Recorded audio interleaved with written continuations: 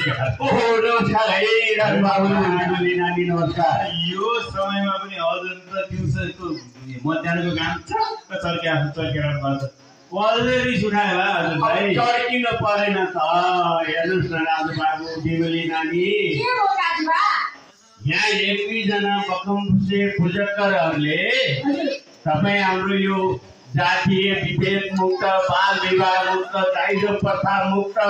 लैङ्गिक हिंसा मुक्त समाज निर्माण गर्ने अभियान नै भाड्न खोजिरहेको छ अरे। ओहो अभियान भाड्न खोजिरहेको छ रे कसले गर्यो त्यस्तो काजीबा कसले ए नानी कसले गर्यो भन्दा पनि किन यस्तो कुकर्म गर्यो भन्ने कुरो छ के हेर्नुहोस् त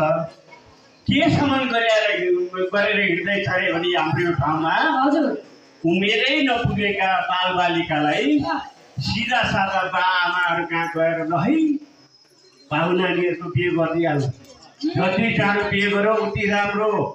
अनि बिहे गर्दा दाइजो चाहिँ टन्न ल्याउनु पनि पर्छ दिनुपर्ने पर्छ भनेर नचाहिने कुरो थियो अनि यसरी लैङ्गिक हिंसा गरिराखेको रहेछ। मेरी श्रीमतीलाई म कुटौँ कि गाली गरौँ कि घर निकाला गरौँ कि तिमीहरूलाई के मतलब भन्दै लैङ्गिक हिंसा गर्दै हेर्नु त